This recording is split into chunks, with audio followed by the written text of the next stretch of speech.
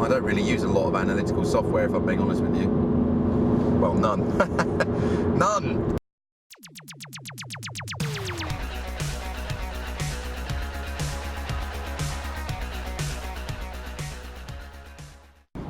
I'm on my way to see an online retailer of jewellery, and I'm expecting this to be a fairly straightforward session. Did a web review for them and identified a number of issues around usability, around search engine optimization. Well, basically, you can look at anybody's website, pretty much anybody's website, and find things to improve because there's so many different facets of it: content, ranking, technology. Right? So that's what I did. Sent them a report, said that these are the 5 things I think you need to fix straight away. Bit of social media, and they said, well, that's fine, thank you very much. Come and see us. We don't want to fix it ourselves, we want you to fix it. And so with a bit of luck, this will be a very simple meeting, and not quick but simple, and I will update you later and say, yeah, did this, did that, did this. Nothing crazy.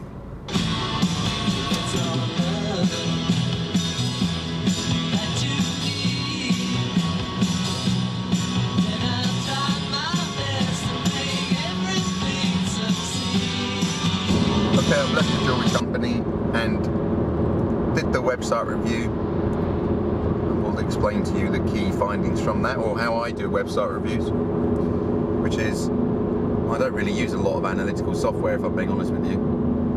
Well, none. None! No analytical software. I do what real people do, which is I log onto the website and see what happens. I don't want to overcomplicate it, but that's what happened. You know, I go in there, they say, we've just built this new site out of Shopify. I like Shopify, it's a good platform, nice looking sites. I said, all right then. And they said, can you identify any gaps? I said, yeah, all right, I'll do exactly what a customer would do, which is arrive on the home page in the main. So I logged onto their home page, and we went through a flow. They call it user flow on analytics. You know, I'll call it basically the path that people would take most commonly. That is, arrive on home page, see what happens. In this scenario, what happens is they put up a pop-up immediately, a pop-up that covered the website before we even looked at it, that said sign up for our newsletter. Well, the answer is no. I will not do that, because who are you? I'm not going to sign up for your newsletter when you log on to my homepage. I'm probably not going to sign up to your newsletter anyway. But certainly not before I've looked at your content. So, that is a serious barrier, I think, and remove it. So what we do when we look at the user flow, or how people use websites, is I'm looking to put great sales content in the right places, add stuff, and I'm looking to take out superfluous, I don't know where that word came from, superfluous content, which is basically waffle and barriers. That's a barrier. Put up a pop-up before I've seen the content, you've just increased my chances of bounce, me exiting your site immediately, quite significantly. Take it off. Right, then I look at the homepage, and people don't read homepages, not really, they scan. And so I scan. So, okay, what's most prominent on the screen? On the screen, right? Not below the screen, because I can't see that. What's most prominent on the screen that loads onto the computer when I put the search in? Click your homepage. And it was a slider, typical website, you know, fashion today, 3 products and nice photos that rotate with a button. So I click one of those.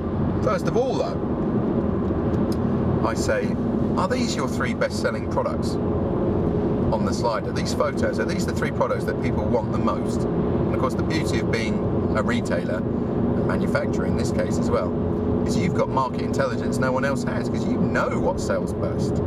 So these 3 products on the homepage, are they your best sellers? I said, nope.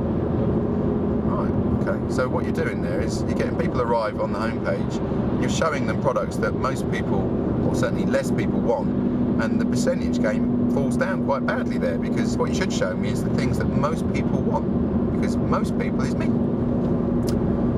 So, change the products. Now, still go to the same place. If you take like the jewelry, let's say it was a ring, right? It wasn't, but let's say it was.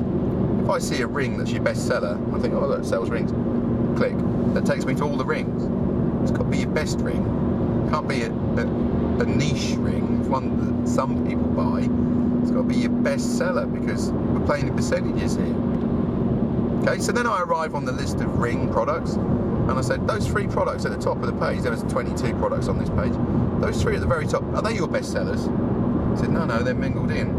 I said, well, they should be your best sellers because following the path of what people do, I'm not going to work.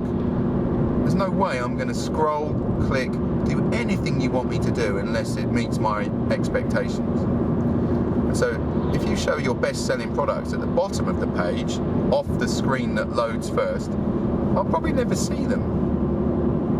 Or more people will look at all the range if you put the best ones at the top, because preview screen doesn't show everything.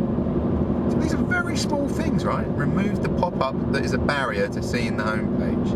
More people will see the homepage. When I get to the homepage, use your 3 best-selling products on the slider, because that's more likely there'll be a higher percentage of people who arrive on the homepage who see something that they want, which means they are more likely to work, to click, to scroll.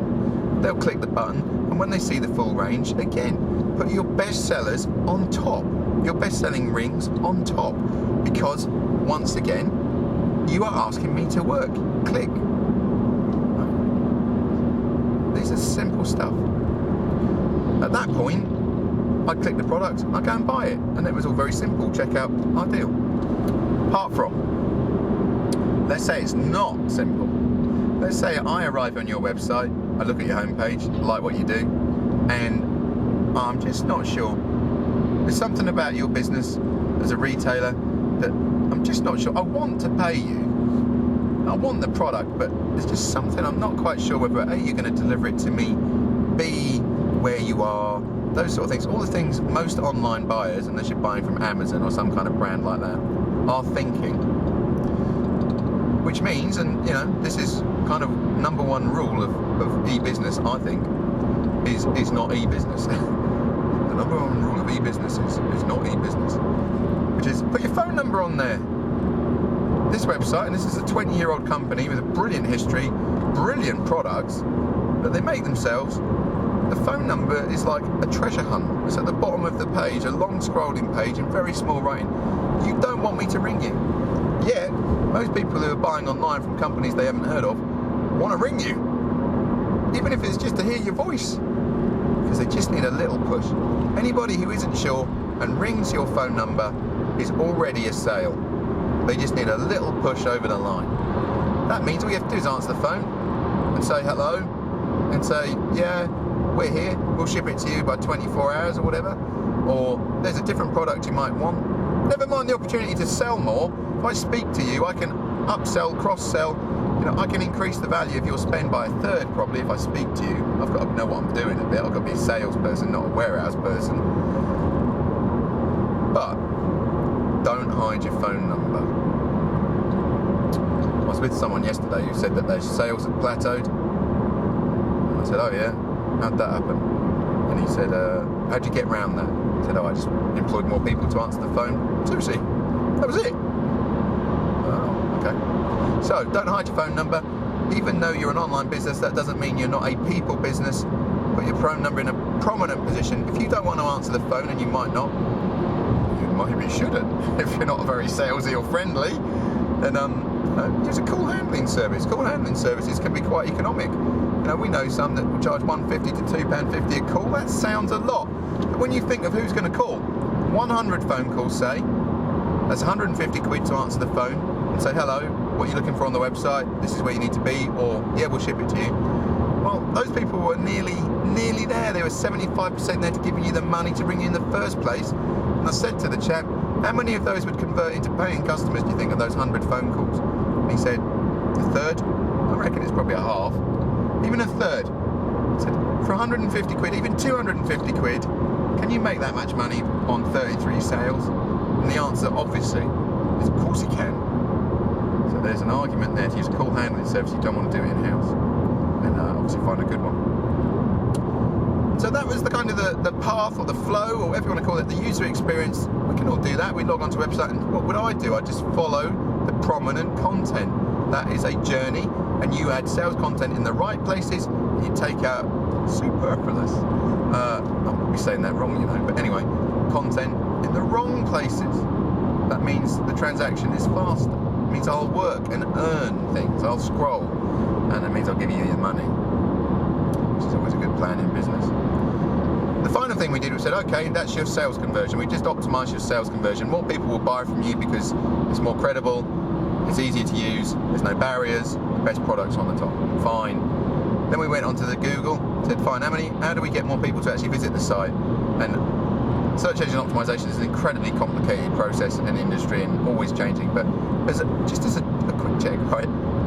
Forget the optimization. Let's say you're in the results on Google, you're in the top 10, you are standing in a room with 9 other competitors and you've got 10 seconds to tell me why to buy from you. That means that blue text on the Google results, the title tag for each page on your website, that has to say why you, not them. That meta description, the text underneath the link in the Google results, that has to say why you, not them. And the best meta description, that one-liner, doesn't show on your website. The best meta description says, we are unique because we do this. Not we're quality, or we're beautiful, or we're innovative, which came up today. No, we do this. This is a specific product they don't do, and also don't buy from them.